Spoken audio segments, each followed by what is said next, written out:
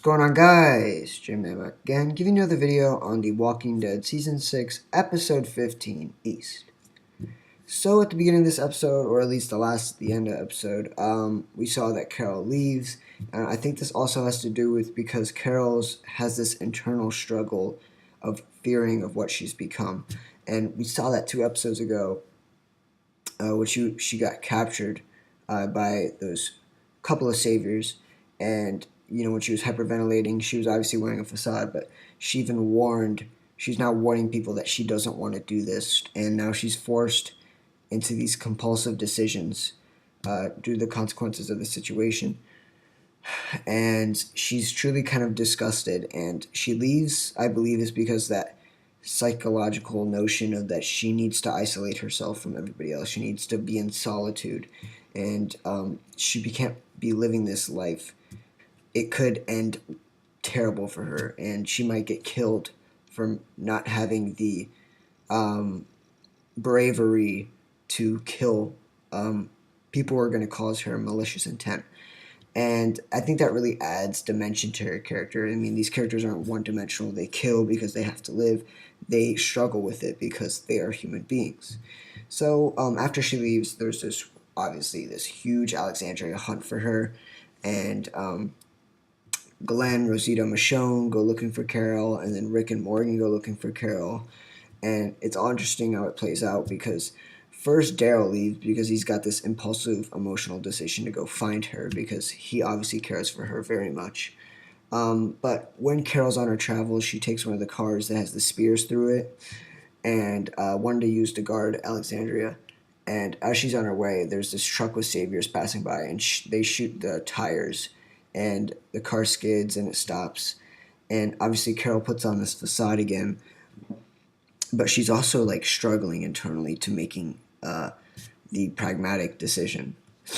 And as she gets out of the car, she starts playing her own charade, the whole act, and she's holding the rosary, but she hid a gun in her sleeve, and she's hyperventilating again. But I don't believe this is the same type of hyperventilating.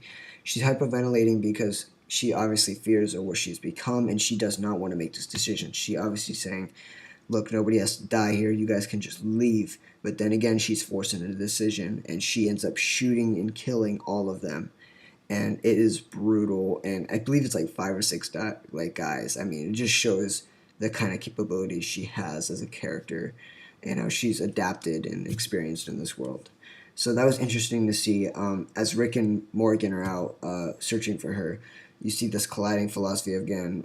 Morgan bringing up pacifism, and we get to come back, and not everything has to be hinged on killing somebody, because not everybody is going to cause malicious intent, which I thought was pretty interesting because throughout the episode they find the cars and the dead bodies, the deceased bodies of the saviors, and they find her trail of blood, and they're going to go look for her, and they come across this barn, and it's this guy killing walkers with spears, and he's got like the same armor as the one from the kingdom with Ezekiel, which I find pretty interesting because he's got the same exact armor and the weaponry. So I'm wondering if we'll see the kingdom this season, or at least next season. Most likely next season, to be honest, because we're closing in on this season with something to fear, I believe.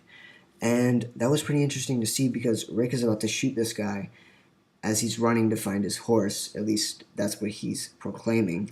And Morgan pushes Rick out of the way, so he misses. And obviously we see Morgan reveals to Rick that he's been keeping the wolf alive for quite a while, and what transpired internally inside Alexandria within the community is that he saved Denise's life. So it kind of invigorates that idea that people can change, and he did, because he saved Denise's life, and he kind of had this sort of goodness about him again, which was very interesting to see. He's kind of like invigorates his integrity. And that kind of opened Rick's mind a bit. He didn't say much, but Rick just said, you can come back. And this whole scene, this whole scenario with Morgan and Rick is all too familiar for me. It seems very similar to Shane and Rick. Rick being Morgan and Shane being Rick now. And it's interesting in how these philosophies and these characters adapted to such an elevated level.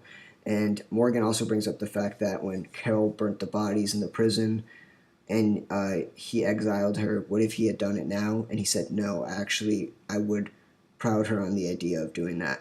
And yeah, that goes back to the idea that Rick had this sort of moral ambiguity. He was struggling to make the right decision, and he's still sticking to that moral absolutist philosophy, but then he changed into a pragmatic one. So it's all interesting that these characters have layers and layers of depth going back to season one, and they're not just one dimensional. So after that, we see Maggie gets a haircut, which for me, reading the source material, the comics, kind of signifies the death of Glenn in the future, because after Glenn dies in issue 100 of The Walking Dead, she gets a haircut, like short haircut, and she becomes this very assiduous leader to the hilltop, and it's interesting to see if that will transpire in the show. But she starts having these pregnancy problems. I don't know what's going on, but I hope they don't abort the child and get rid of the child and the child dies. That would be awful. I mean, that feels all too similar with Lori, and that was an awful moment in the show. At the end of the episode, Glenn and Michonne get captured by Dwight and the Saviors, and as Daryl attempts to save them, Dwight comes up behind him and seemingly puts a bullet in his head, but it gives this illusion or idea that he's dead because of the blood splatter effect, but I'm pretty sure he's not dead. Mainly based on the fact that Dwight says, "You're going to be alright," and the way the gun was aimed, and plus he was not on Talking Dead. So there you go. I'd like to hear your guys' thoughts in the comment section below, and I'll see you guys for the season finale of Walking Dead. 90 minutes.